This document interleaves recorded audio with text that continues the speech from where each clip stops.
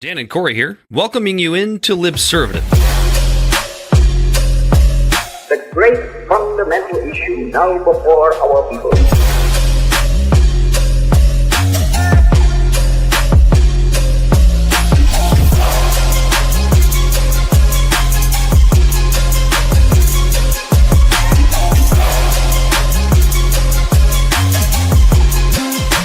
We, the people, cannot turn back.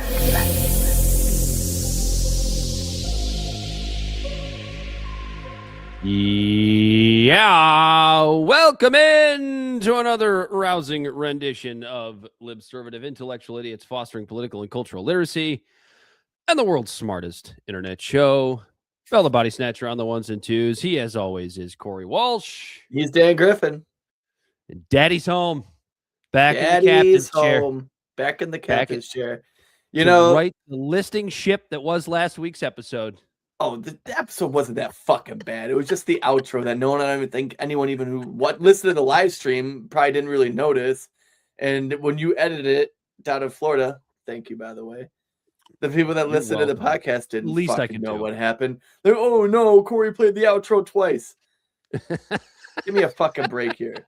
You know, haven't you the old saying from back in our radio days, Corey, or our radio schooling days? I could have sold that. When you make a mistake, people either don't notice or don't care. Right. That's generally how it goes. Yeah. Right. But you just had to bring it up. So here I am now, all flustered, fucking a minute 45 into the episode. I was just about to say, you know what I was about to say, Dan? I'm glad you're back, dude. I'm glad you're back because when it comes to like you know, you look at a podcast like similar to like a road trip in the car with the boys. You have a lot more fun in the passenger seat when you have control of the radio and you get to point at all the cool shit you see, like, oh look, a homeless person. Oh look, you know, like shit like that. And then, you know, you sit there, you get to drink a little bit, like even if the driver doesn't know, you get to drink a little bit in the passenger seat. You get to have fun. When you're driving, you also get to drink a little bit, but you have to be super careful with it. And then you also have to like pay attention to the road or the lines. People freak out when you hit the sleepy wake ups. The sleepy wake ups are what I call the rumble strips on the side. And I can do both, but I prefer to be in the passenger seat. When the driver does catch you drinking in a state where there's no road beers. Don't you ever accuse me of a crime. I believe you just... And I don't take no orders from no woman, by the way. Oh, God. So great story for you guys. So exhausting vacation. I needed a vacation from said vacation. I could have used a little more Iran war talk in my life. But, okay, so on the way home, right? We're driving through the cesspool that is the state of Ohio. It's like 3:30 in the morning. And our 5-year-old dog, we put him in this little, it's not really a car seat, but it's like a little, like a little box that goes in the back seat because our other dog fucking tramples all over him and shit. So it gives him his own like little space, right? Right. Never gets out of this thing while we're riding. He jumps out, sticks his head up in between my wife and I and like panting, like happy, smiling, super happy. What I did. Just look, just like, we're like, what? Like, you never do this. Like, what's going on? He's like trying to climb up in the front seat. And we're like, oh, that's cute. He's never done that before. So he climbs back in his little car seat, lays down for a minute, gets back out, starts doing it again. Like, oh, we've never seen this before. Gets back in his car seat, climbs back out, lays down next to his sister. About 3 seconds later, I smelled the most foul, pile of dog shit I have ever smelled in my entire life, because this fucking dog won't take a shit on his leash. So he'll go the entire 24-hour road trip most of the time without taking a shit. And so now we know that when he gets out of the car seat and starts acting all happy and cute, we better stop because he's going to take a shit in the back of the car. I have been in a car where a dog 3:30 in the morning. 3:30 in the morning, and I'm like scrubbing his car seat with some of my wife's sanitary wipes. Dude, this is disgusting. I remember going to Texas, and I was like 15 years old, and I saved up a bunch of money, and I went, and we went to like Birch Run was around then, but my parents would never just make that trip for me to like spend my money and buy clothes. So when I was in Texas, we would hit an outlet mall, and I was like, oh fuck yeah. So I bought some clothes, and I have this brand new shirt on. We're driving down to Padre Island, and we have a dog in the car, and the dog took a shit in the car on the seat, like right by me. And it was just, it's like, obviously I wasn't like, oh my God, but it was just like, oh, hey guys, the dog took a shit. You roll the window down and be like, oh, that fucking sucks. Glad it's not my car. Right. And then when the dog went to get out of the car, when it braced itself to jump, it put its foot in the shit and flicked it all over my brand new ass white shirt. Ew, gross. Oh yeah, it was gross. I was so pissed. And then here I am, a 16-year-old hairless boy in a trucker's fucking bathroom, shirtless, with my white T-shirt, rinsing it off in the sink. They probably all thought it was a sting. None of them approached me. They probably all thought it was a sting, and they were like, "No way, it's this easy." It's a good thing a politician didn't walk in that bathroom. He wouldn't have thought anything of it. They would have snatched you up like it was nothing. Sold you for a slice of pizza. So I'm a 16-year-old boy, right? And Clinton, Trump, and you were still hold on. You were still hairless at 16? I probably had like a little bit of armpit hair. A little bit of a late bloomer. Yeah, I had a bush, and actually no, I shaved. But that's weird to talk about because I was 16. But it's like I still had my pants on.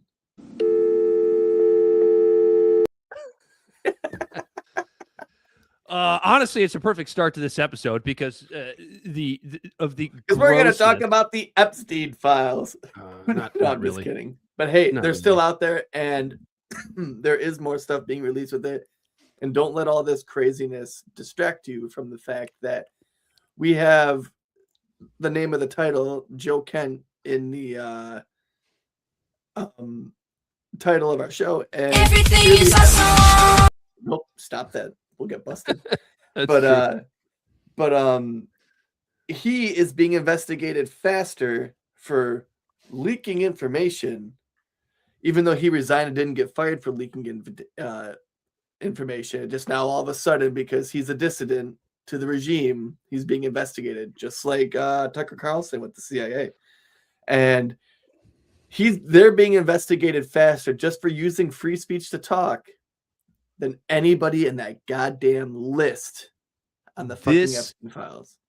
I'll say two things. So, I'll say two things about that. Number one, everything is awesome. I'll say two things about that. Number one is the fact that, honestly, the Iran war, whether or not this was by design, I know a lot of people will make the argument that it is, but there's no way to really know at this point. It really has done a fantastic job of distracting people from the Epstein files. I mean, even people that are saying don't be distracted by the Iran war over the Epstein file, above the Epstein files, are being distracted. I sure am searching Iran more because the Iran war, well, that's the thing, right? The Iran war is going to affect our personal lives in a more tangible way than the Epstein list. The Epstein list is like, it's technically old news, and whether or not it was happening, it's just we're all finally learning about it. So it's just like everyone's like, all right, give me more. How the fuck did the government have all these files knowing this shit but not do anything about it? Like, were they complicit or incompetent? Either way, incompetent people need to be kicked out. Go Bills. People need to be kicked out. Yeah, Schumer. Right-wing people on the right. I forget who it was that was saying the biggest load that we've seen. Cenk Uygur. But people on the right, the disaffected MAGA people, the people that were painted as people that were trying to destroy America just a year, 2 years ago, now because they're anti-war, which is by association anti-Trump, are all of a sudden praising these people. And I'm not innocent in that. I find myself agreeing more with some of these people on the right who are being staunch about this anti-war shit and Trump's communism and his overabundance of using the government overreach and all of that shit. And it's like, holy shit, like, we used to dog shit Marjorie Taylor Greene on this show, and now we're finding ourselves agreeing with her. The children. And it's almost like they were bogged down in this caricatures of them were painted based on their culture war shit. Because at this point, the culture war shit's just goddamn child's play. Am I right? Mm-hmm. Because now we're in actual war. Like everyone's like woke up. What was it? 20 days, 17 days later. It's holy so shit! funny. Gas just went up a whole goddamn $1 on average in America. It just goes to Jerome show you Powell, that, and then like you start to look into it. Like, did you know that Jerome Powell right now is like basically alluding to stagflation? Yeah, like, they just keep using whatever it is. They can't lower interest they just keep using, now. Well, so whatever it is, they just keep using the same playbooks over and over again. Whatever the issue is. But like right now with like the interest rates, like they can't technically lower it, or they can't raise it because unemployment's rising a little bit. There is really no private sector job growth at all. It's just stagnant. And like inflation is low. So they don't want to like inflation is like pretty much at their target price for now. It's probably going to go up. But they can't raise. You've done a hell of a lousy job. Oh, Trump. Yeah, you can't raise inflation or you can't raise the interest price right now because the market is technically still showing stability, but you can't lower it because we know gas prices are about to shoot inflation through the fucking roof. Corey, you just talked about like 7 different things in the last 4 minutes. Where are we going with this? Corey's ADHD took over there for a second. I just ran. Yeah, I was in a little flow state. Let's set that up. So the big news, I guess I didn't miss much last week, other than more Iran war stuff, which we'll get to. But where was I going with it? Joe Kent, the head of counterterrorism in the Trump administration, resigns. This is the highest profile resignation that is certainly in this Trump term, really honestly in quite a while. And I have some beefs still with Joe Kent. However, I'm going to give him credit for being the principled one that understands that this war with Iran does nothing for anybody that is a United States citizen, or I shouldn't say that is a United States citizen or living inside of the United States. Could taking out Iran maybe in some outside way help Americans living in Abu Dhabi? Maybe. Takes away that quote-unquote threat, I suppose.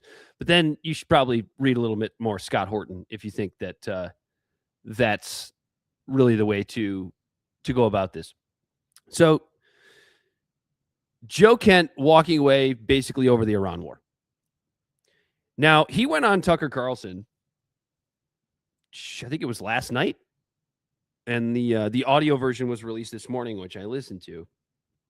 And listening to all of Joe Kent's reasonings for walking away, I thought they were all pretty good.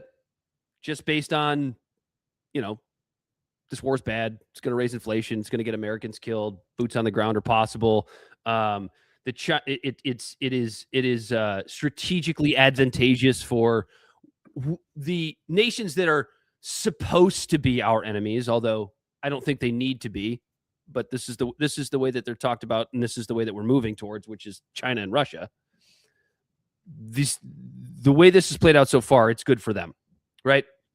He sees all of these things, shutting down the Straits of Hormuz, not good. Trump's begging other nations to come help out. They weren't going to help out. Now they're going to help out. Now they're sending. I honestly, so much has happened in the last 24 hours in that regard. I don't even want to speak on that part because I don't know exactly what's happening. But I'm still a little bit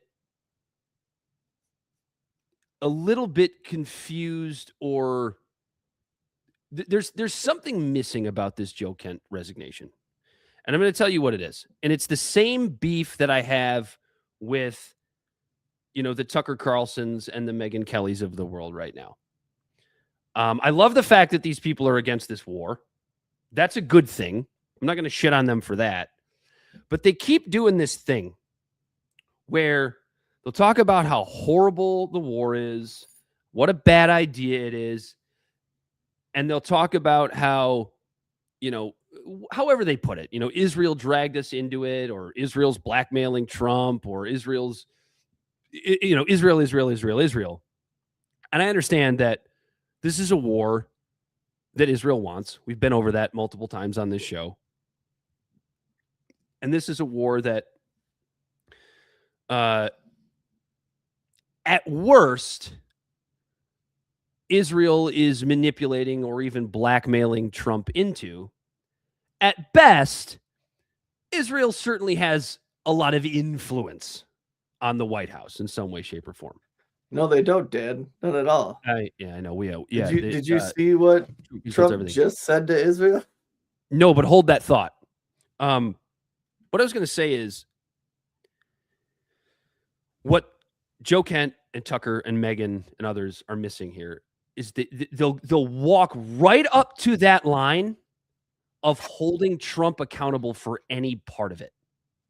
And that annoys the shit out of me. They talk about it as if Donald Trump is just this little baby that doesn't have any control over his own White House or his own administration or his own military. It's all Israel, and I have no problem with shitting on Israel. But he's the president of the United States. Exactly. Like you don't just get to, because that's what Tucker always does, right? He's like, I love Trump. I think he's a very smart man. I think, what is that?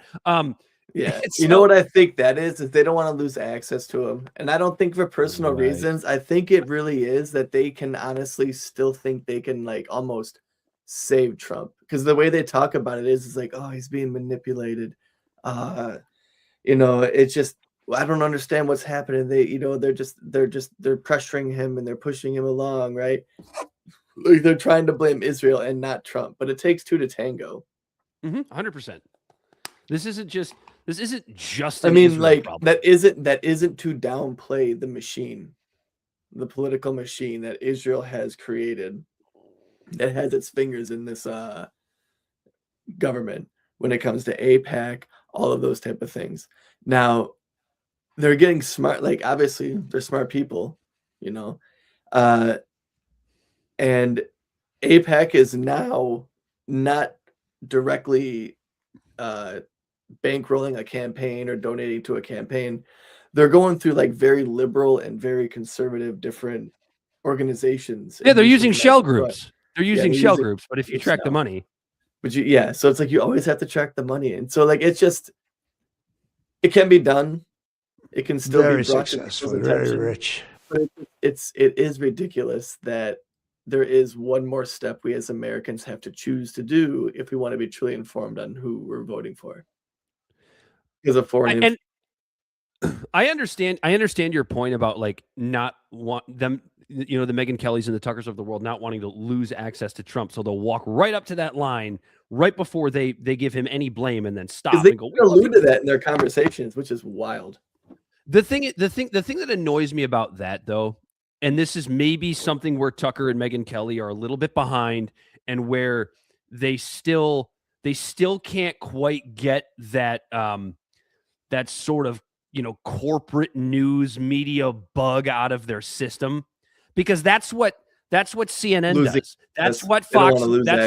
That's what Fox News does. That's to a certain extent, and honestly, I love these guys too. But to a certain extent, I mean, Crystal and Sagar over Breaking Points do that stuff. To a certain extent. You say that right, and then but I feel like 95% of the people that they treat like that, like feel like they are pretty genuine people. Like you would say that shit about their connection to Ro Khanna. Now Ro Khanna's cooking. It's like, did they foresee that? Like those people, like Crystal and Sagar are both very smart people.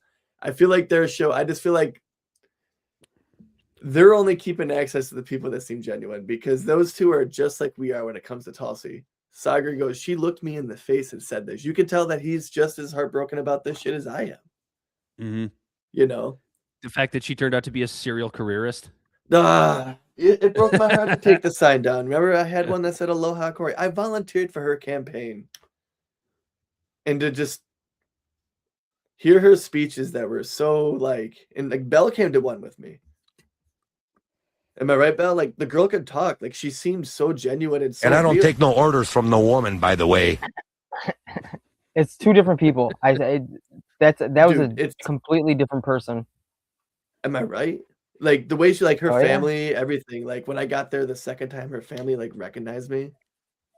Yeah, I met Like- them too. I met her mom. I met all them people. Like like she seemed like the greatest thing.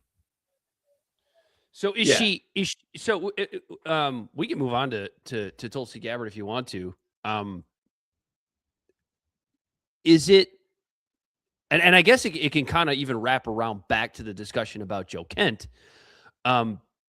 because it's looking more and more and more like there really just is something inside of this machine that whatever you want to call it, whether you want to call it the deep state or whatever the hell name label you want to give it, I don't really care, but something inside the machine that just forces you to comply.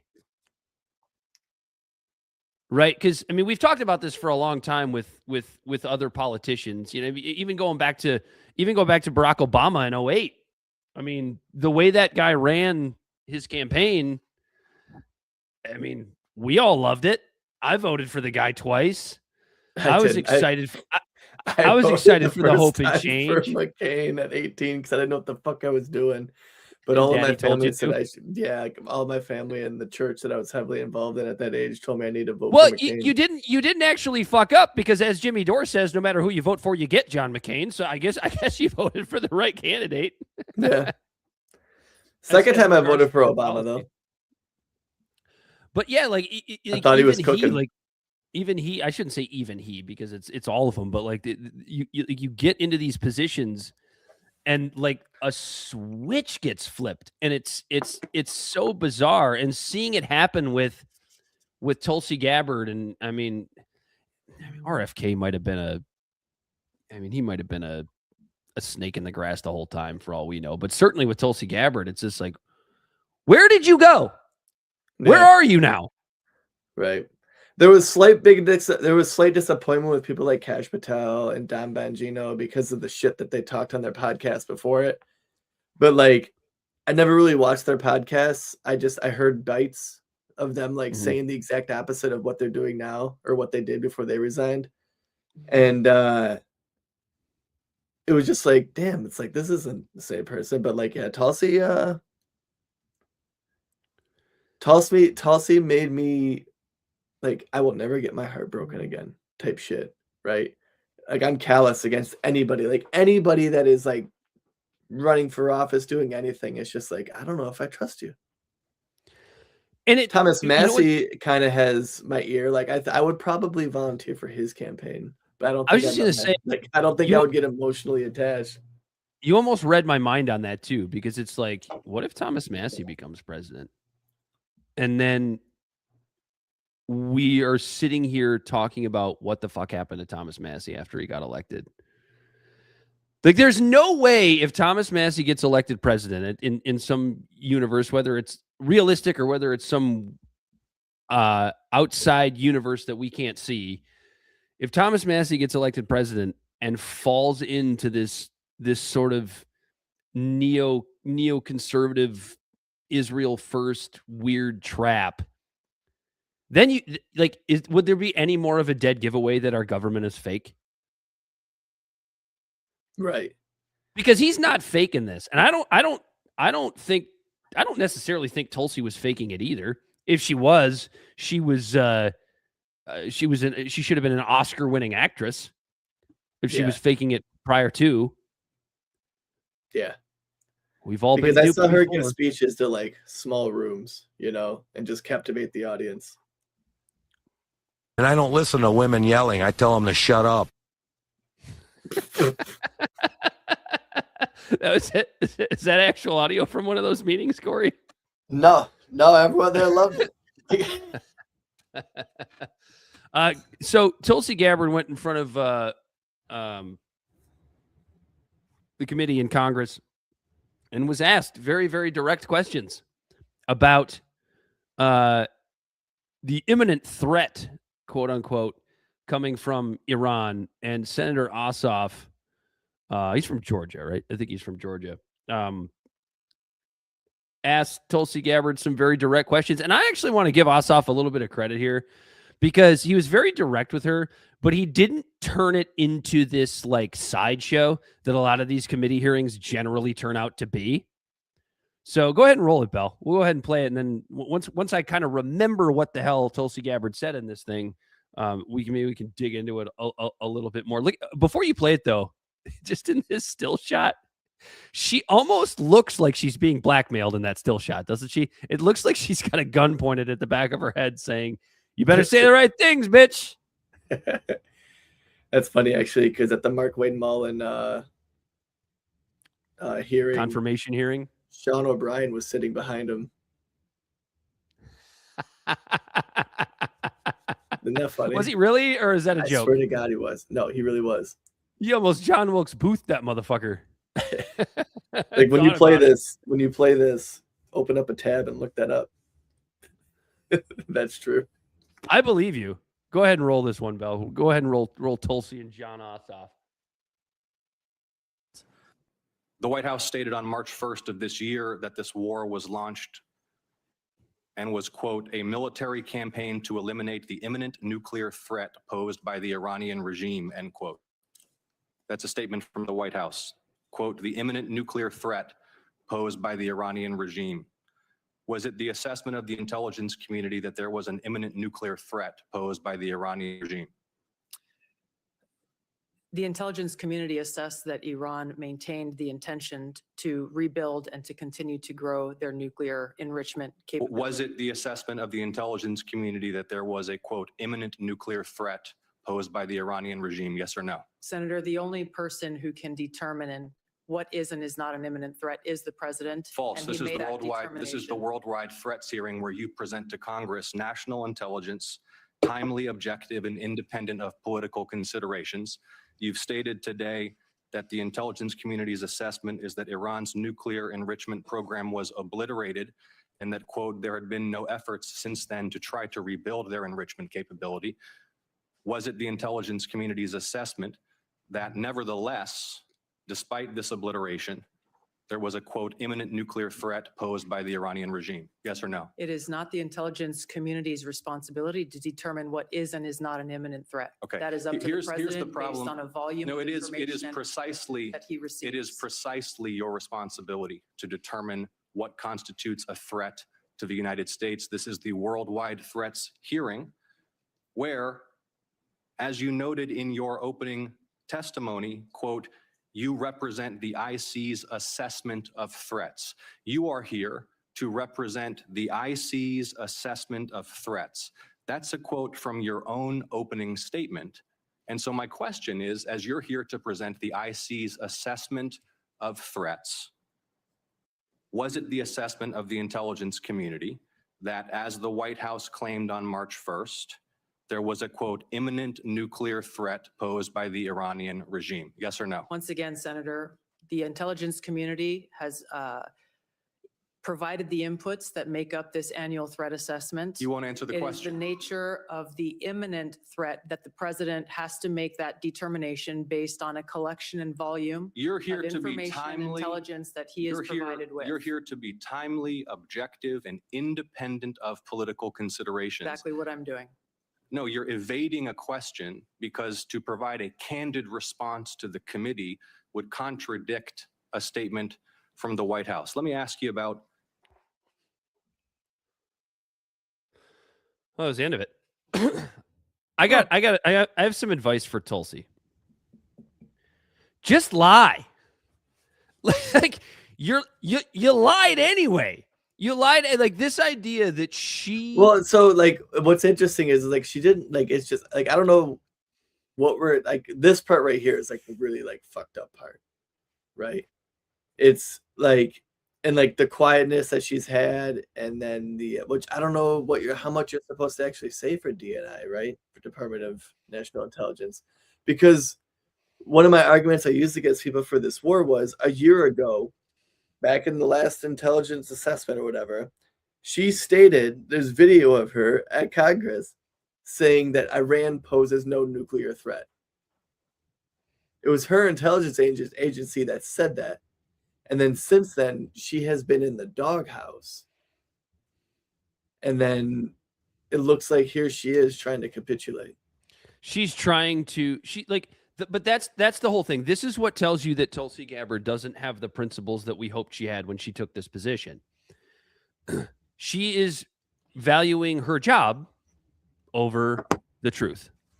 This woman who ran around for a fucking decade talking about how regime change wars are bad and shitting on the war in Iraq. And, used to talk about, Dave Smith made this point on his show earlier today, talking about how she used to run around and talk about about her brothers and sisters in arms died these needless deaths. But now she's got her nice cushy job as the head of national intelligence, and she can't just say the reality, which is that no, Iran posed no imminent threat of nuclear weapons. She can't just come out and say that. And so, now, she's dead. Right. She's dead to me. Right. Yeah. Like now she can't. But she's also like, this is what's frustrating, right? She's also not coming out and saying that they fucking did. Right. Just leaving us in the dark. Just lying by omission. You're the intelligence agency. It's like, well, that's like, dude, like that's, if they did, like if they actually did, and we had all the intelligence that they were going to launch fucking missiles at us, prove to me that, and then it's like, okay, this makes sense now. Right. But they don't have that, and the only evidence we're going off of is the last almost a fucking year ago's intelligence, other than people saying it. But it's like they also said that about Mark Iraq. Levin screeching it loudly on Fox. Right. but they've been saying it for the last 30 fucking years. It's and this idea show me the evidence other than people just saying it, like, because like they all know they're not stupid. These guys have aides and everyone watching polls for them. They know that government trust is at like an all-time minimum. You have to prove fucking everything. We can even use Ronald Reagan's words himself, trust but verify, about our government. Yeah. And so like we can't, and when we heard this gimmick before with Iraq, we didn't believe it. And I mean, like, we did believe it, and like it's just we're not believing it now. But Corey, there's a huge difference because they're not even bothering. The fucking answer. People cite the intelligence agency for like rhetoric.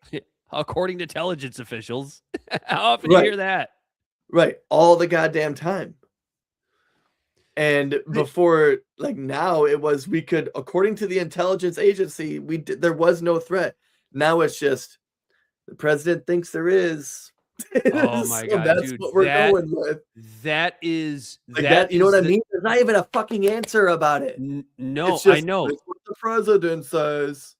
That's the most. That's what I think that's the most egregious thing about about her entire statement. There was like this idea that only the president can determine what an imminent threat is. Like, bitch, that's literally what your job is. That is your entire job as the head of national intelligence, is to assess threats. Right. Like it's not like giving the president a few different boxes of cereal and asking what he wants for breakfast. That's not what this is. Like, you're the head of national intelligence. Did the intelligence say that Iran was an imminent nuclear threat? Yes or no? Like, I don't think Jon Ossoff was being out of line there at all with that line of questioning. Well, that's not for me to decide. Then why are you here? Right. Well, that's the catch-22. It's like, why are you here? But then who is next? I know, dude. And people keep saying that, like, well, if they replace Tulsi Gabbard, they could bring in somebody worse. It's like, she's covering up a bullshit illegal war. That's all. Like, what's worse than that? Yeah. I mean, honestly, like she already is like as worse as it gets when it comes to that. She is openly she is lying us into war, because in this situation, or lying us into the continuation of a war at this point, because this is when it comes to something like this, just like not telling the truth or just omitting the truth, it's the same as a lie.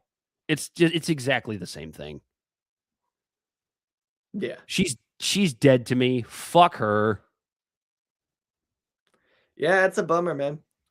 Only people are getting attacked. I don't know. I don't even think I'd call it a bummer anymore. Like, it's just it's so funny when we're going through. Dan, here's me right now. I'm so sorry. I wish I could do something, but I can't. And it just brings me back to like all of the confirmation hearings of RFK and Tulsi Gabbard and even Kash Patel to an extent, where it's like I was sort of like weirdly, I was definitely rooting for Tulsi Gabbard to get confirmed. RFK I was mostly rooting for to get confirmed. Kash Patel, I always knew he was a fraud, but I was like, he's a little bit of an outsider. But and I'm watching these confirmation hearings and the clown show that they were, and they ended up getting confirmed. But I always had the thought at the back of my mind of, there's still something about this that stinks. It's the same reason I couldn't, even with all of the nonsense back through the 2024 campaign and Biden going senile and, Kamala Harris essentially being thrust into his seat without any sort of democratic process whatsoever, and going, okay, yeah, I really want those people to lose, which is why I was like sort of tongue-in-cheek rooting for Trump. But there was always a reason I could not pull the lever at the polls for that man. I just couldn't do it. I didn't do it. And this, what you're seeing right now, this is why. This is why I couldn't do it. Because this is what was promised with Kamala Harris's campaign. More or less. There's going to be war. There's going to be lies. Like Israel would still be bombing Gaza. Yeah. The Biden campaign was already starting to talk about how they didn't like Maduro down in Venezuela. Yeah. And Iran was considered a threat. How much would be different? Like, realistically, like, and I want to ask our listeners this question, because we have smart people, our small but loyal audience. Seriously, if we were living in an alternate universe where Kamala Harris had won that election, how much would be different right now? There would be things on the margins that would absolutely be different, 100%. But when we're talking about things like war with Iran, the Ukraine situation, the Gaza situation, the inflation situation, oil price situation, like, what would be different? We probably wouldn't have these tariffs. That probably wouldn't exist. So maybe inflation wouldn't be quite as high. Some things that might be worse. I mean, I don't know. That's kind of tough to predict. Oh, the borders would still be open. So you have that. Yeah. If Kamala Harris had won, we'd still have people flooding over the borders. But so it's like, yeah, so there are things that would be different. Well, but here's the thing. It might have gotten blundered and we would just be in a war with Venezuela. That's fair. We wouldn't even be in a war with Iran just because we didn't all out war with Venezuela. I mean, and maybe the Maduro thing doesn't happen under a Kamala Harris administration. I don't know. The war hawk's gonna war hawk, man. And the trajectory, like Trump just picked up where Biden left off with the war. He came in, started giving weapons, saying he was selling them to them instead of just giving them to Ukraine. Weapons were still going to Ukraine. Weapons were still going to Israel. And what's different? What is different at all with specifically the Gaza-Israeli crisis now than it was when Biden was president? Can you think of anything? I mean, I guess there's a talk of the United States just owning Gaza after. Right. The rhetoric changed. The rhetoric changed. The rhetoric's but what's happening, right? Like they're talking about like they're technically at a ceasefire. There was a ceasefire, I think, one or two of them under Biden too, right? It's oh yeah, but Trump did them. Remember Trump did the first ceasefire before he was president, and he got all the credit for it. Right. Yeah. So there was ceasefires under Biden. There's ceasefires under Trump. We're giving them money, and they're throwing bombs at people in Gaza. It might have petered out a little bit because there's nothing left to bomb, but that didn't change. The Ukraine shit didn't change. Taiwan shit didn't change. It's like, so would Trump have been, well, the Maduro thing probably wouldn't have happened actually, because that all started with the boats and the war on drugs and all that shit. Remember, it just seems like such child's play now compared to this Iran shit. But can we go back to that? Can we go back to where we were just bombing speedboats off the coast of Colombia? Can we just please go back to that world? How about none? Dan, there's a novel concept. How about neither? I'm just trying to compromise here, Corey. Donald Trump is a bad guy. He's a bad person. I'm just trying to take what I can get. You've done a hell of a lousy job. Bell, what did you have for us? You gotta shoot something. Yes. Right, the expiration date. Like all this ammunition only has a certain expiration date. Oh yeah, that's true. I should go check my ammo. I know. Pretty old. I was just talking about that. It's good when you're 26 million for one ammo. You gotta make sure you use it. Bell doing the show from a burning oil field tonight. That's correct. Straight from Qatar. Is it Qatar? Is it Saudi Arabia? Is it Iran? Is it Israel? Is it Oman? Is it Lebanon? Who knows? The entire Middle Eastern this is not a war. The entire not a war. Oil industry in the Middle East is on fire. I would say that Joe Kent's resignation. Nobody's ever been hit like that. Joe Kent's resignation is probably the most principled thing we've seen come out of a presidential administration that I can remember. Honestly, I'm trying to think of another time. You gonna read it? I'm gonna read what? His resignation? Why do you have it? I don't have it. Yeah, actually I do. You want me to read it? You can go. Yeah, you can go ahead and tell us this answer. I just wish he would. It's for the context. Go for it. President Trump. After much reflection, I've decided to resign from my position as director of the National Counter-Terrorism Center, effective today. I cannot in good conscience support the ongoing war in Iran. Iran posed no imminent threat to our nation, and it is clear that we started this war due to pressure from Israel and its powerful American lobby. I support the values and the foreign policies that you campaigned on in 2016, 2020, and 2024, which you enacted in your first term. Until June of 2025, you understood that the wars in the Middle East were a trap that robbed America of the precious lives of our patriots and depleted the wealth and prosperity of our nation. In your first administration, you understood better than any modern president how to decisively apply military power without getting drawn into never-ending wars. You demonstrated this by killing Qasem Soleimani and by defeating ISIS. Early in this administration, high-ranking Israeli officials and influential members of the American media deployed a misinformation campaign that wholly undermined your America First platform and sowed pro-war sentiments to encourage a war with Iran. This echo chamber was used to deceive you into believing that Iran posed an imminent threat to the United States and that should you strike now, there was a clear path to a swift victory. This was a lie, and in the same tactic the Israelis used to draw us into a disastrous Iraq war that cost our nation the lives of thousands of our best men and women. We cannot make this mistake again. As a veteran who deployed to combat 11 times, and as a Gold Star husband who lost my beloved wife Shannon in a war manufactured by Israel, I cannot support sending the next generation off to fight and die in a war that serves to benefit the American people, nor justifies the cost of American lives. no benefit to the American people.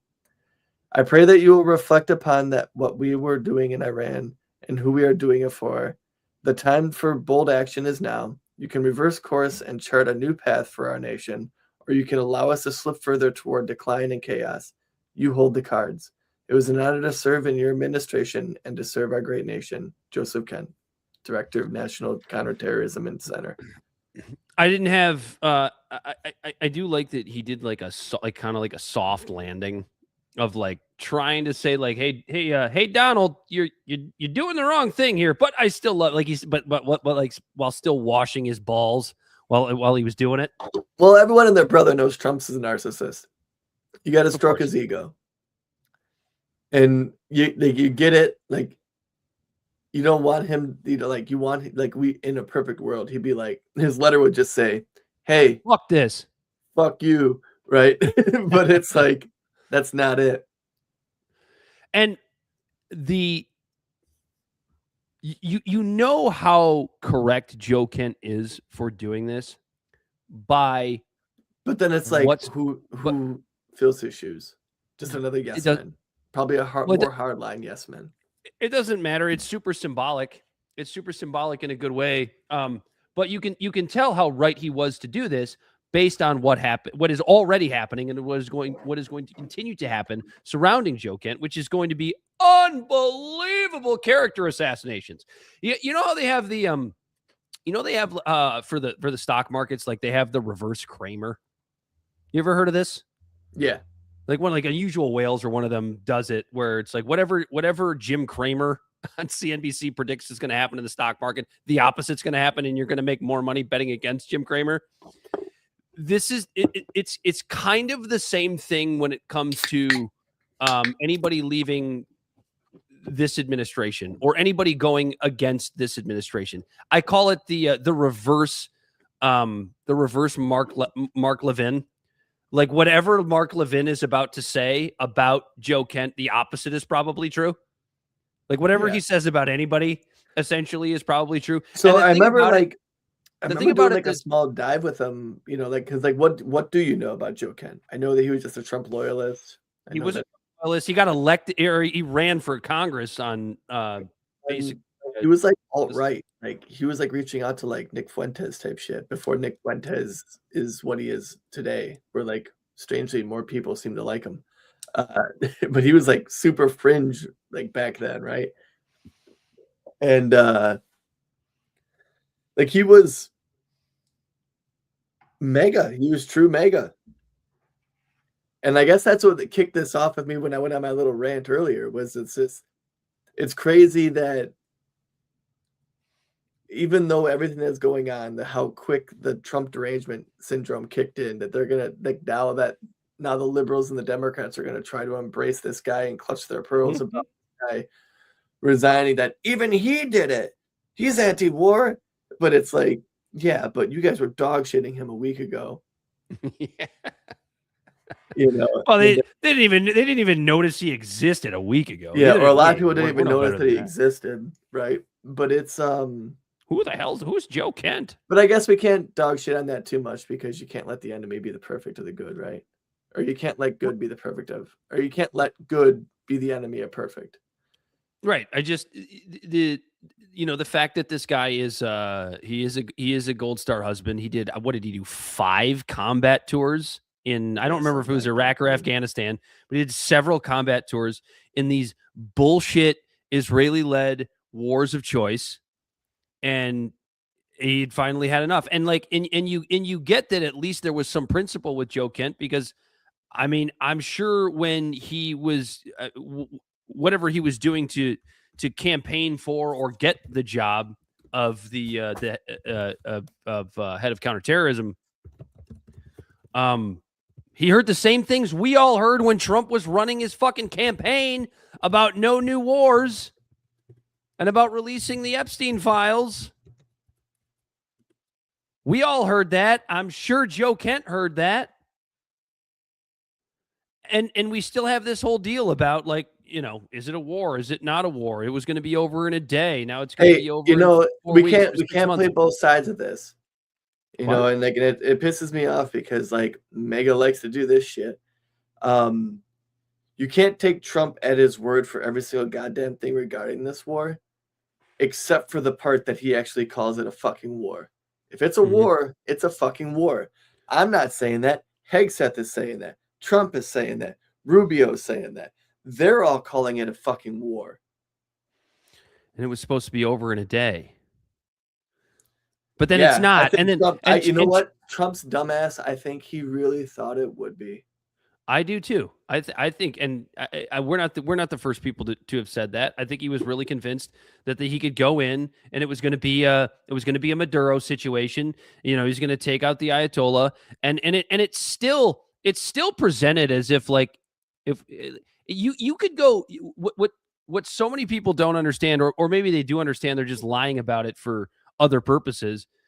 It is this idea that you could probably take out the next 20 members of the IRGC. You could probably take out the next 20 high-ranking officials. Like, they have contingencies in place to replace these people. Like, Iran is not. Iran has a constitution.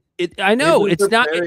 And here's the thing: it's not this third world country that we're told that they are. It's not a third world country, and it's insane too that like Iran is showing their capabilities, and people are twisting it and going, "See, this is why we had to do it. Look how powerful they are." It's like, yeah, they were. And guess what? They never truly encroached on anyone's borders. They stuck to themselves. And now we're stuck. They did it through proxies, Corey. They did it through proxies. We all have proxies. Yeah, America's proxies fucking flew planes into the fucking trade towers, the trade center. Okay. The Twin Towers. America's proxies did that. America's proxies overthrew the Iranian government in 1953 in the first place. I mean, it's just like, give me a break. Yeah. So yeah, they have proxies, right? But it's like, and like here they have it's clear that they had quite a bit of flex, more than people were led to believe in the Middle East. And guess what? They never did. They never fucking used it until they got fucked with. And they've been preparing to just be this sanctioned state that will have a chain of command that was designed to deal with the very thing it's dealing with right now. Iran isn't Libya. Iran isn't Syria. It's not a despot. Even though like it seems like there's like these supreme leaders that they call them, and there's these figureheads, they have a constitution. Their government is designed to no, it's not like ours. But it's designed to stay in place and keep moving if people are killed at the top. And that's another huge thing. And it's all set up to where, and then the other thing is it's all set up to where every little branch all spies on each other within the government. Like it's a lot like ours. it's a sound government. Whether you like it or not, I don't want to live there. I have no interest in living there. Fuck that. I don't want to. I'm not like, that's the thing, right? It's like you describe something as you understand it, and it sounds like you're defending it, where it's like, I'm not defending it. I'm just saying that we're not going up just against a communistic thing where you take out the party and then that's it. Like, it's designed to deal with this. The other thing that is always missed, and I have a feeling most of the time this is by omission. I have a feeling the idiots supporting this war understand this, at least on some level. But it's the fact that the Iranians see this as this is an existential war for them. This is a situation where they lose, they're done. Right? As to where for us, and even for the Israelis, it's like a little play toy. Little play toy in the Middle East, we think we're like a cat batting around a little ball, and it turns out that ball is actually a big ass fucking boulder that the cat's just not able to bat around like you think they're able to. Right. Well, that's just it too, right? Like it became. I don't think Trump realized that this would quickly spin into asymmetric warfare of attrition. Mm-hmm. An asymmetric war of attrition. Where have we seen that before, Corey? That's never happened before. This is Iraq on steroids, though. You know what I mean? Like, Well, I wasn't even just talking about Iraq. I was you're talking about Afghanistan. Vietnam. Vietnam would be the one that you like. Vietnam is probably the closest example of how this is ramping up. Like we're doing. And what was that? What was that? That was also an existential war for the communist Vietnamese. Yeah, this is an existential war, and every time you drop a bomb and you kill someone's family, they're going to unite with their government and be like, "All right, we believe you. Make the nukes." Yeah, I mean, I don't know how many times we have to give this analogy of like, I don't care how much you hate the president. If tomorrow, I don't know, fucking Azerbaijan attacked the United States, we would all rally around the flag. That's the way this shit. It doesn't necessarily matter how much you hate your government. George W. Bush had an approval rating of like 96%. Following 9/11, George W. fucking Bush. Yeah. Think about that for a minute. Think about the people that that how much they hate Donald Trump, and like they despise every like if he dropped dead tomorrow, they'd be in the streets celebrating. Think about how many people that are like that. I know quite a few. Existential threat. If a bomb dropped today, you and I both would be paying close attention to our phones to hear what he says next. We would be, it would never be the privileged shit that we could argue about with our neighbors about trivial fucking shit that happens here. All of a sudden it's like, we got to get behind this country. You know what? It doesn't matter if I don't like Trump. He's my leader right now. Our lives are in danger. We need to support him. That's why the greeted as liberators bullshit, anybody that still fucking believes that nonsense is like, I mean, if you're young, okay, I get it. You haven't been through this. But if you're like, well, that's just it. Remember, everyone was sharing these videos of people in the street dancing, and they're like, look, they're celebrating. All right, where's the regime change? Right. Where's the news outlets of sabotage happening? Where's the country of 90? It's a country of 96 million people. You think that if even 50% hated the regime enough, you would at least have a civil war. I saw a video today, and I forget who it was, and they said so a part of the premise of this war is because they killed protesters, and we want to create a regime change and do it through the people.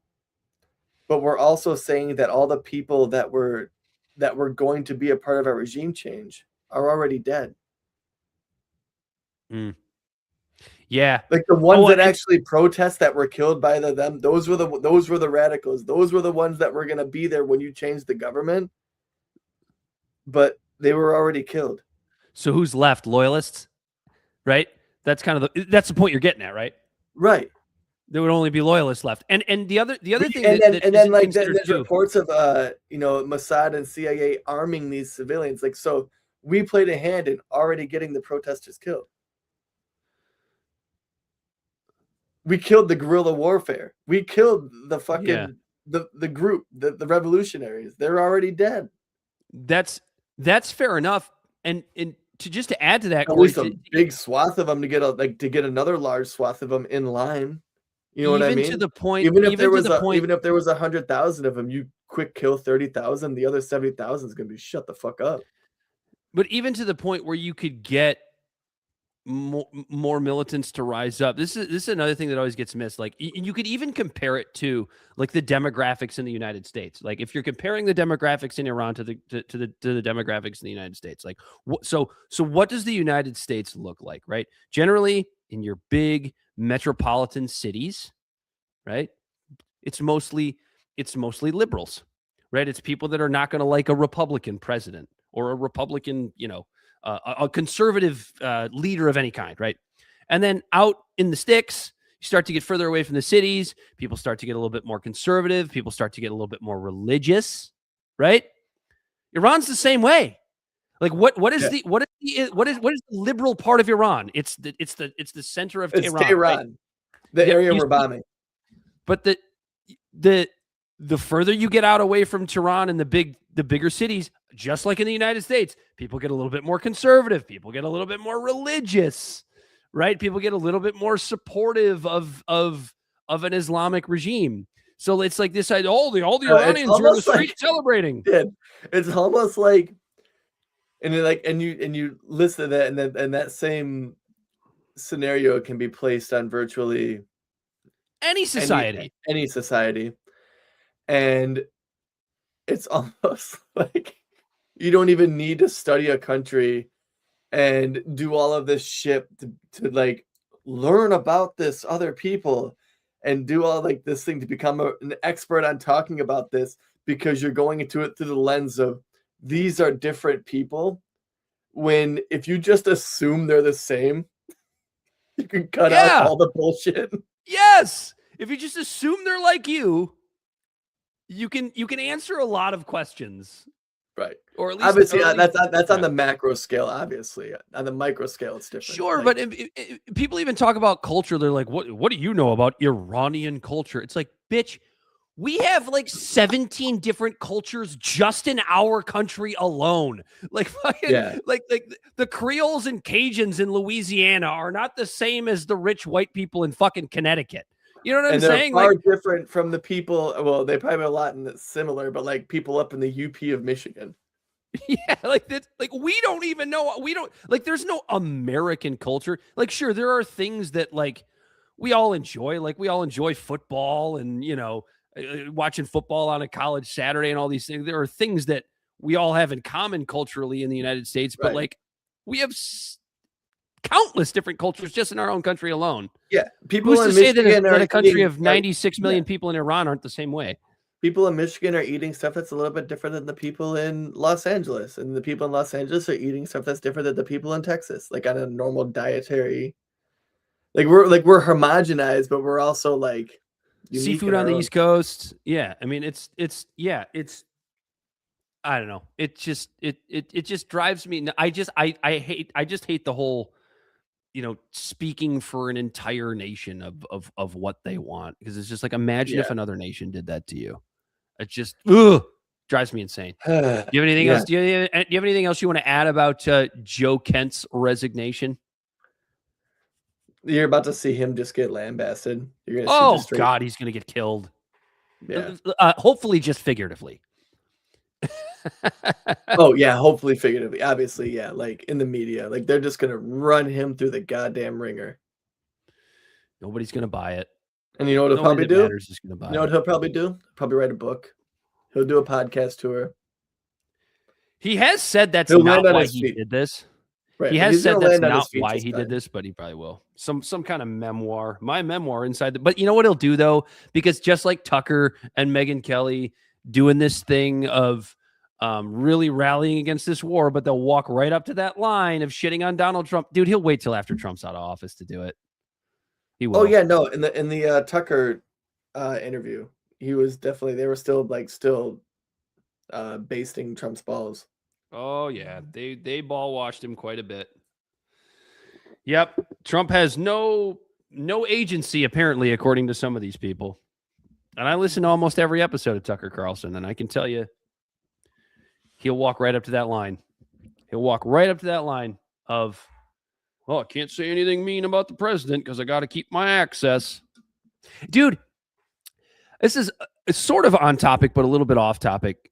Have you noticed like the defense of this war from, the sort of, I don't even know how to label things anymore because everything's changing all the time, but like the sort of MAGA, like pro-Trump, bro podcast crowd, like the crowd, like the Steven Crowders of the world. Right. And about how they'll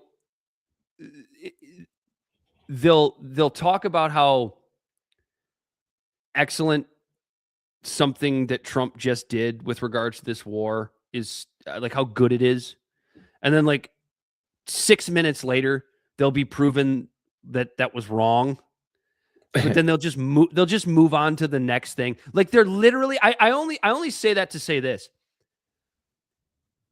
The podcast space, and I think we talked about this, Corey, a couple of years ago, about how this might start to happen. The podcast space is just in certain spaces, it's just turning into what corporate news used to be. Whether just it's trying to be first, maintaining access, and just it's just audience capture. The audience capture is atrocious. All they do is go on and tell their listeners what they want to hear. From a business perspective, I understand that. You don't want to lose listeners. Those are the ones that pay your bills. But but don't do the CNN thing and kowtow to your listeners and then sit there and talk about how you're the fucking arbiter of truth. Go fuck yourself. You're not. Yeah. I don't know. I was just a little. No, you're absolutely right. And like that, I think that's what makes our show a little bit unique. Is like we just disclaimer, like we're not the arbiters of truth. Or I mean, what we do is we come on. What we do is we come on this show and we talk and we tell the truth as we see it. Right. When we're proven wrong, we admit it.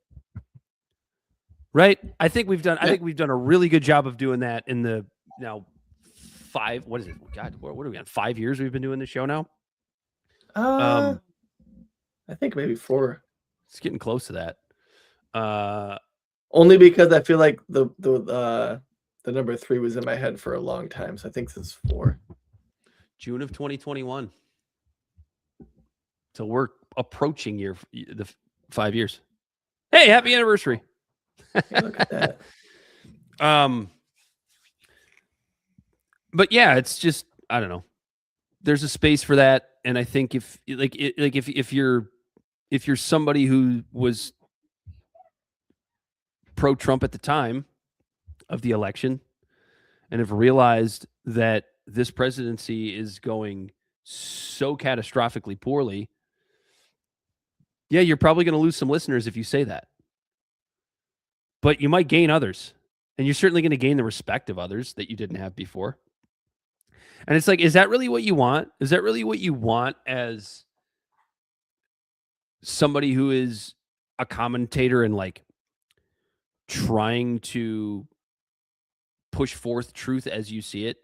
Do you really just want a bunch of little fucking minions? I mean, it's why people like Steven Crowder do the Mug Club. You're gonna be in the Mug Club. It's not a fucking club, dude. Like what? Like, who bullied you as a kid, man? Like, it just Speaking of clubs, did you see the 100% approval of Trump's war in Iran? Oh my God, MAGA? yes. And that was on CNN, and it's like, who the fuck takes polls of just people who identify as MAGA? Well, here's the thing, right? Here's what cracks me up about it.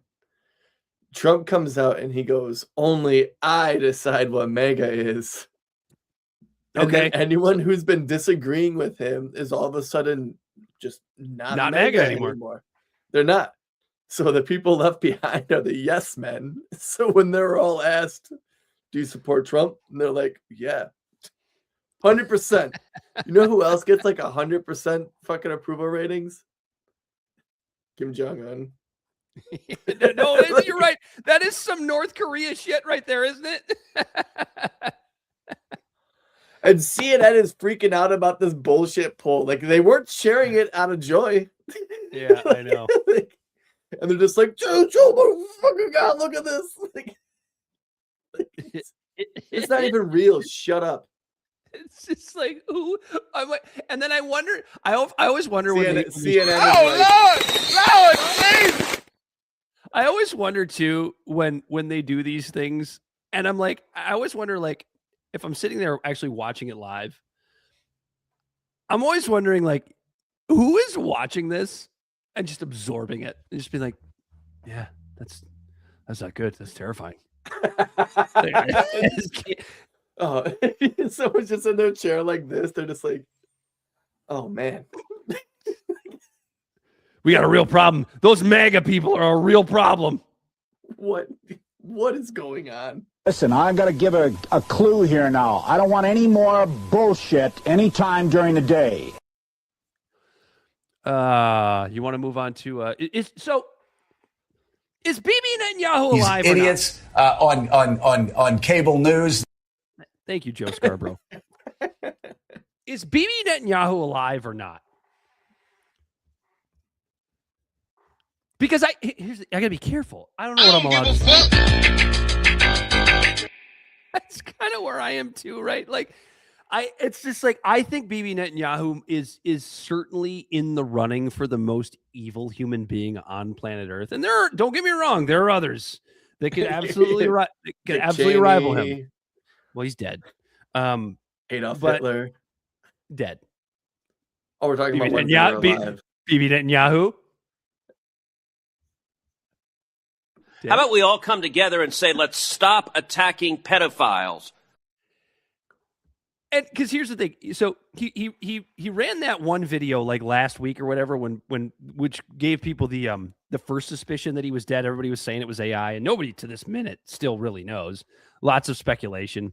I'm sure Candace Owens has something to say. Which one was that one? That was the coffee shop one? That was the speech he was. Wasn't he giving a speech in the first one? People were like, he's got 6 figures. Oh yeah, something with like 6 figures. But it looks like it could have also been like this part right here. Yeah. But then they came out with one, and then the second one was like, I don't know if this is very convincing because like he has a very full coffee he takes a sip out of, and the level of the coffee doesn't go down. But it could have been hot. He probably could have been like, but like when he tilts the cup, it doesn't spill. There's adrenochrome and then in there. His pocket does a weird thing around his hand when he puts it in there. And it's like, oh, well, it's weird that like it just wasn't a press conference when people assumed he was dead, that he made a video of him being in a coffee shop. It's like, that's kind of weird. Never mind the weird stuff that everyone else is trying to point out, like, I'm not an AI specialist. But then there was another one. Then after that, it showed him at like some balcony, like in like a gorge. And he fucking maybe it was pixelized, maybe it was because like you're watching it on the internet, and it might have been like saved, uploaded, saved, uploaded, saved, uploaded. So it looks like a 2009 Facebook photo when you go back and look at your photos from like 12 years ago. Or it's like a string of vines. Right. And when he goes and moves his hand, it looks like his ring might disappear on his hand. But again, like, dude, it's a little concerning that we're in a space now where it's like, oh my God, anything can be AI. We are really entering that zone where we're not going to know what's real soon. Like really, really soon. Because then people are always, you know what? That's another thing I love about going on X. It's like people are always like, hey, Grok, is this AI? And like 50% of the time it gets it wrong. or like when did this video happen? And like 45 to 50% of the time it gets it wrong. It's just, it doesn't have any idea what the fuck anything is. But Bibi had this new video out. Was this yesterday that he did this or whatever? Everybody knows how my timeline goes. He's with Mike Huckabee. Lots of people are already saying this AI pointing out all of the ways in which it's probably AI. People are saying, Bell actually pointed out that Mike Huckabee looks awfully short, even though these two guys are supposedly the same height. So in this one, right in the beginning here, watch Mike Huckabee's head. Yeah, I don't think there's anything weird about this. Go ahead and roll it, Bell. Let's see if this is AI. Mr. Prime Minister, I wanted you to know the president asked me to come and make sure you were okay. Oh, well, you're not going to be able to tell. Yes, Mike. Yes, I'm alive. 15 frames a minute. And I'm happy to see he wanted to make sure because, you guys get along too well. I know, and we shake hands with 5 fingers in each hand. But I have to tell you, I'm alive, but I have this card. Oh. And don't read it. So it's a punch card. It's so fucking cringy. Names on the punch cards. And you see how many more to go on this batch. You know what the good news is? My name is not on the punch card. Your name is on the list of the good guys. Thank you. And what the fuck is that supposed to mean? The U.S. forces are doing is incredible. We're very proud to stand shoulder to shoulder with him. And getting rid of these lunatics would like to develop nuclear weapons and the means to deliver them to every American city after wiping out Israel. They ain't going to do that. We're wiping them out. I love it. Thank you. How unbelievably evil to brazenly come out, let's saying that this is real and that it's not AI. No, it's just it's weird. Like, you know what the good thing is? My name's not on that list. It's like, why would it be, Mike? Yeah, why? What? But then he goes like, don't look at it, and he pulls it away and then just shows it to him. It's like, what the fuck was that? Dude, I don't know. That video. Can you imagine? Can you imagine any other world leader making a video like this with what is supposed to be the United States ambassador to Israel, but realistically, it's the other way around. We all know this about Mike Huckabee at this point. Talking about having a punch card of, I'm assuming people he wants dead. What else would be on? And laughing about it. How evil. Yeah. Do that broad daylight to say who else was who else is on that card, Bibi? What other names are on that card? Don't look at it. Syria, Iraq, Libya, are those names on that card, or are they just human beings that are on that card? Is Charlie Kirk's name on that card, Bibi? Sorry. It's already punched. Sorry, Bibi, gotta ask that. It's just like, how can anybody look at this man and still think, oh, he's just doing the right thing. He's just trying to protect Israel. He's just trying to protect his country. He's a bloodthirsty, evil, horrible human being.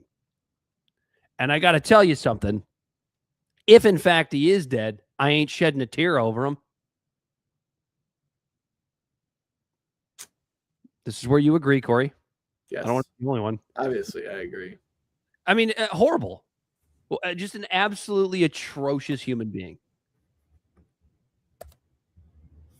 Evil is the only word to describe that. And then you were telling me, Corey, Corey, before the show started, about how he came out in recent days and was talking about how, actually Bell might have said one. I think you said one, Bell said the other, but in recent days, he was talking about how he wants to make sure that all Middle Eastern oil is run through Israel. Yeah, he was proposing oil pipelines, and he was saying that there's like volatility in maritime travel. So like there should be pipelines, and they should just go over to Israel and then go through Israel. And have it all shipped out from Israel. But we don't need the Straits of Hormuz anymore, Corey. Problem solved. But like Israel, what ocean is Israel on? That's the they're on the Mediterranean. The Mediterranean. The Mediterranean is over like by like, correct me if I'm wrong, but like at the north side of like Africa. Yes. So like you'd have to Israel shares a border with Egypt. So like if all the oil went to Israel's coast, and let's say it wanted to get to like North Korea or South Korea even, all right, South Korea, Australia, North Korea, they're gonna have to go around the entirety of the African continent to come around to get to South Korea. Or Asia, or Taiwan, I don't think Japan. I don't think you're floating any oil tankers down the Jordan River. I don't think that's happening. Right. Whereas before, when it was in where the Strait of Hormuz is, it spills out into the Pacific. Or is that the Pacific right there? No, that's the Indian Ocean, right? Yeah. Yeah, which connects to the Pacific because out through the Gulf of Oman and then out into the open ocean. So like, their solution is just add thousands and thousands of miles to maritime.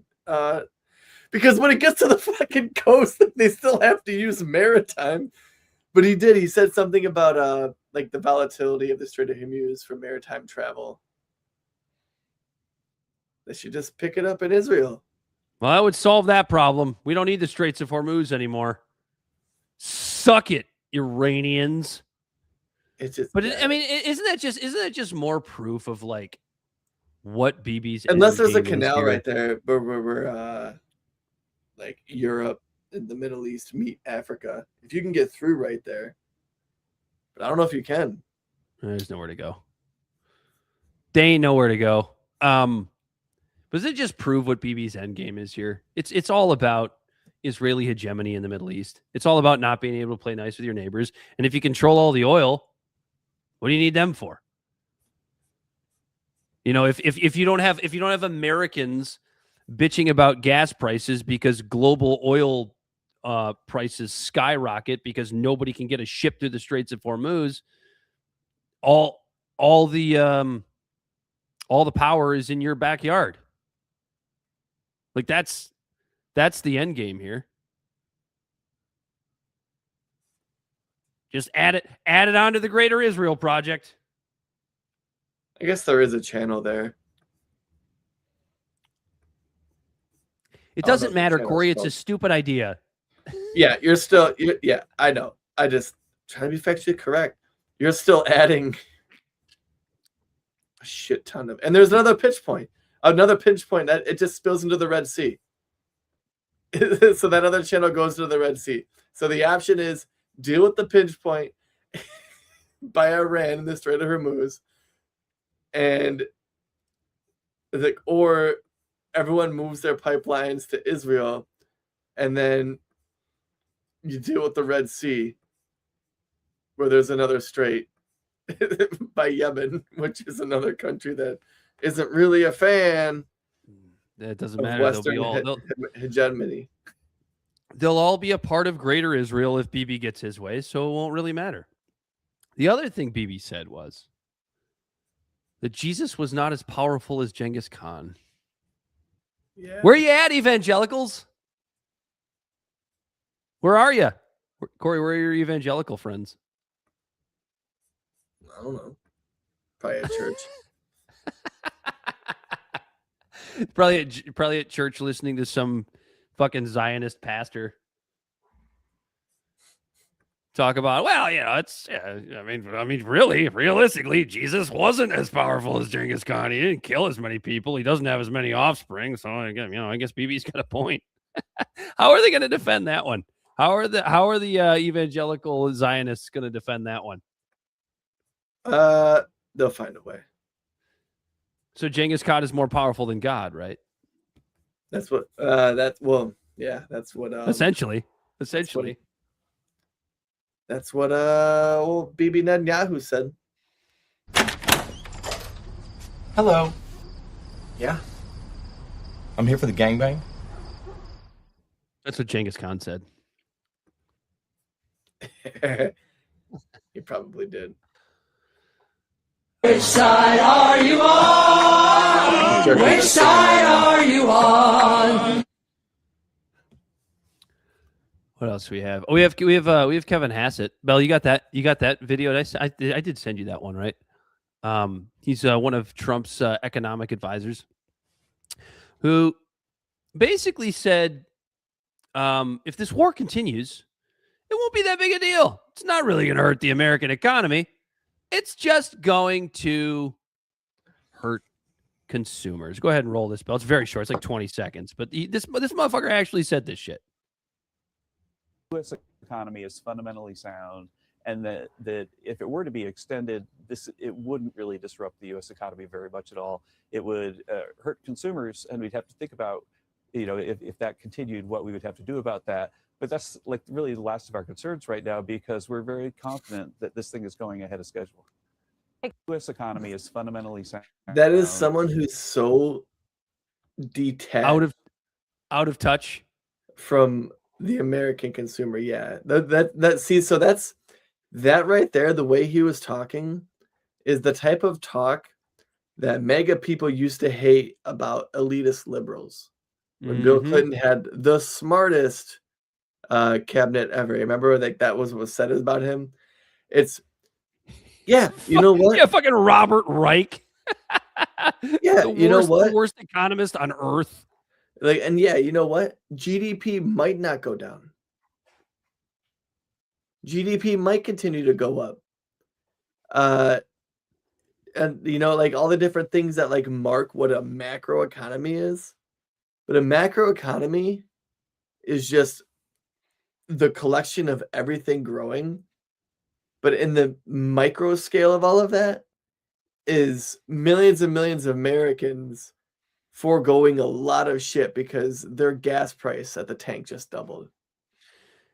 And So, unemployment yeah, hit. to where, And to where, unemployment yeah, hits the 10%. same amount of money is being spent, but the people at home don't feel that way. The people at home are like, yeah, I'm spending more money on eggs, but because of that, Christmas sucked for my kids. Yeah, I'm still spending the same amount of money, but I had to downsize and sell my house. Yeah, long-term pain for short-term, or short-term pain for long-term gain, Corey. Yeah, I'm still spending the same amount of money, but I didn't do the road trip with the family this year. You know, like it's the same amount of money still being spent by the consumer. It's still going to make the GDP and everything grow. Basically, what he said there was, Wall Street's going to be fine, but Main Street might have to take a little bit of suffering, as if. Yeah. I mean, it's like all the industries, all the important, like all the main industries are going to be fine. Like healthcare is going to be fine.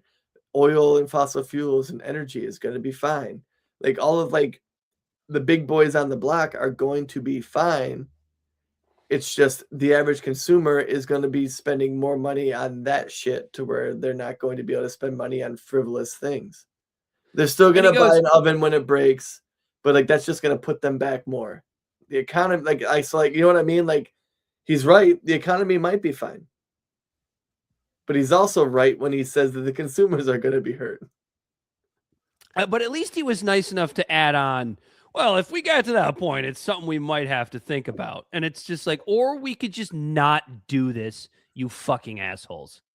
We could just not do. And this is where it's like, how are you not seeing this yet? Like, how are you after all of this, after COVID, after 4 years of Joe Biden, after the Iraq War, the Afghan War, the ballooning of your tax dollars being sent overseas, the ballooning of your tax dollars putting in unbearable red tape to stop entrepreneurs from being able to engage in the economy from an ownership perspective, and the deflation of your dollar, which is really what inflation is. It's just making your dollar worth less. It's not that the product is worth more. It's that your dollar is worth less. And you have it through Democratic administrations, you have it through Republican administrations, you have it through Trump, which was supposed to be something that was a little bit different, or at least that's how the campaign was run. And it's just in the amount of MAGA people that still don't see that is far too high. I am happy that it is shrinking. We are seeing it continue to shrink more and more and more. But as long as you have these assholes like Kevin Hassett getting into the president's ear and being like, it's going to be okay. Like, Mar-a-Lago is still going to be standing tomorrow if we do this, Mr. President. Oh, okay, that's good. We'll go ahead and do this anyway then. And for what? Because the whole thing about this war is they didn't even bother to lie to us about it. I mean, at least with Iraq and Afghanistan, they tried to lie to us about it. They tried to lie about all of the reasons why we needed to take Saddam Hussein down or why we needed to take Gaddafi down in Libya. I mean, what did they have for us this time? Iran might get nukes one day. Like, that's it. Well, it was that the craziest part is, and I'm so glad that we do this show and we record everything. We said on this show about 3 weeks to a month before this shit popped off, or like 3 weeks to like a month before Trump even started talking about, oh, well, their Navy is no good. Now they can't have ballistic missiles. We said on this show because Israel said it first. And I think we like made a joke, like, how long do you think until America starts saying those words? And then it happened fast, and now we're in war. Yeah.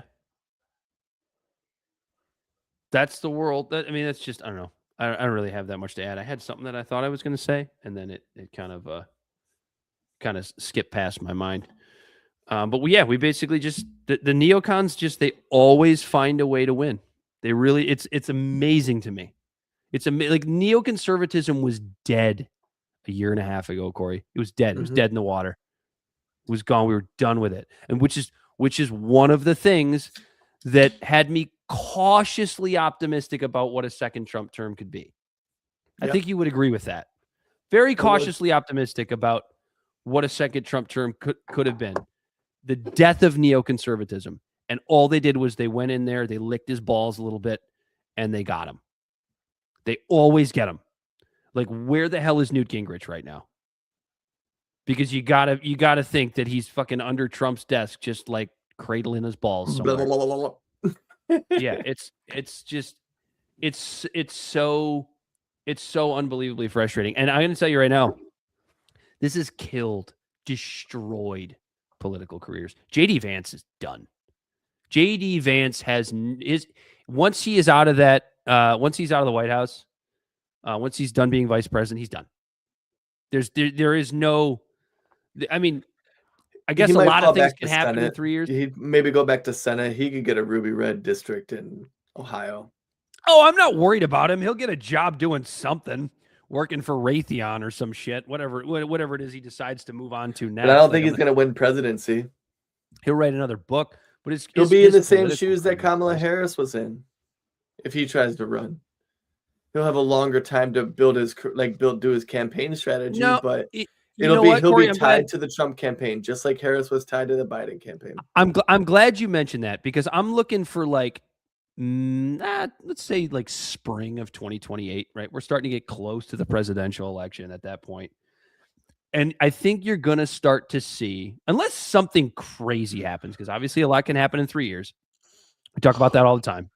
We don't know what's going to happen in 2028. But on the trajectory that this administration is going, I think you're going to start to see JD Vance, as you, to allude to your point, Corey, start to do a little bit of what Kamala Harris did when it was looking like Biden was going to drop out. Sort of trying to distance himself from the Trump administration without being too blatant about that's just it. He's going to be in the same predicament. He has exactly. If he decides to run, he has to find a way to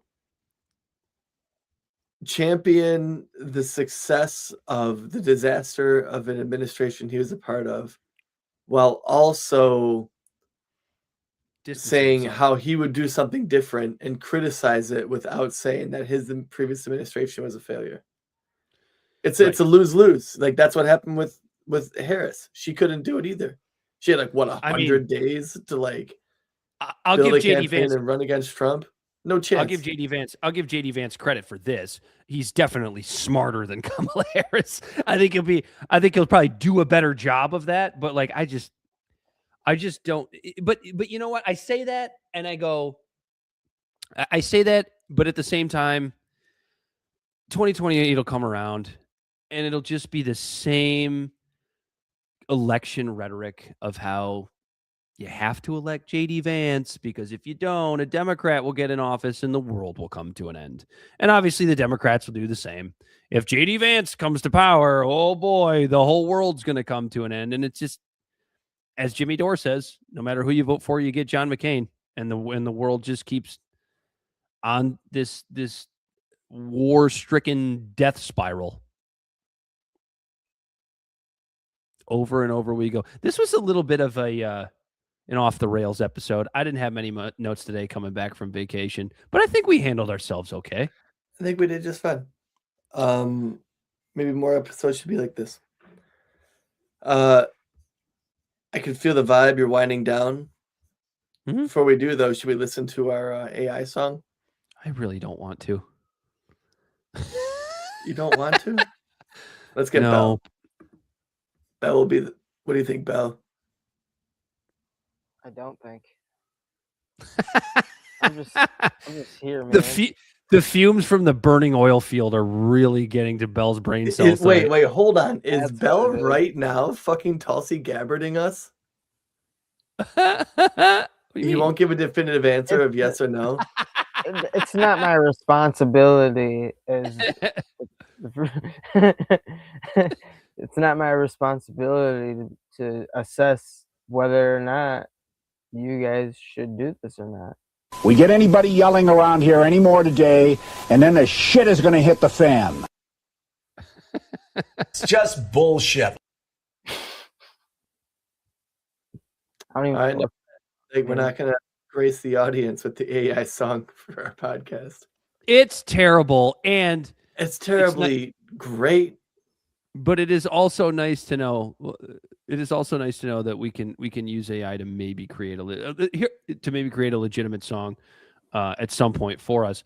But I will say this: AI is still really, really bad at writing music. Like that's not going anywhere anytime. It's really, really for bad. What I will say though, for the prompts that I gave it did okay. How about this? How about we do this? We won't play it live on the feed tonight. We will tack it on to the end of the podcast episode. How about that? How about that compromise, Corey? All right. How are we going to do that? We don't even know how we're going to do that. I don't think you can download the songs. I'll figure it out. I might just be lying to you right now, but I'm going to listen tomorrow now. I will do my best to throw you'd it. You'd have to like do a screen grab with your iPhone, the screen record. We'll do it next week. We got one for. Chill out, Bell. You're not running this show. What do you mean? It's not my responsibility anymore. Whoa, dude. I'll say, do I have to download it from my phone? I don't know how to do all. And I don't listen to women yelling. I tell them to shut up. Shut the fuck up. And I don't take no orders from the woman, by the way. Tell the people where they could find us, Corey. Libservative Podcast is found on all social media and podcast platforms. Our website is libservativeshow.com. We can be found at Libservative on Facebook, YouTube, and Twitch. Instagram and Twitter at LibservativePod. Our TikTok videos can be found at Libservative Podcast, and you can reach out directly at libservativepod@gmail.com. Subscribe today. For Bella Body Snatcher, all night on the ones and twos. He, as always, has been Corey Walsh. He's been Dan Griffin. It's been Libservative Intellectual Idiots fostering political and cultural literacy and the world's smartest internet show. And until next time, we are out of here. Shut up, bitch!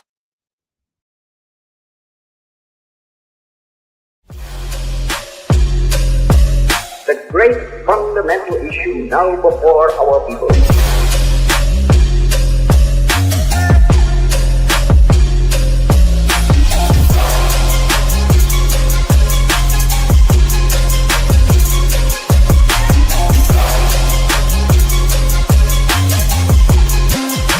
We, the people, cannot turn back.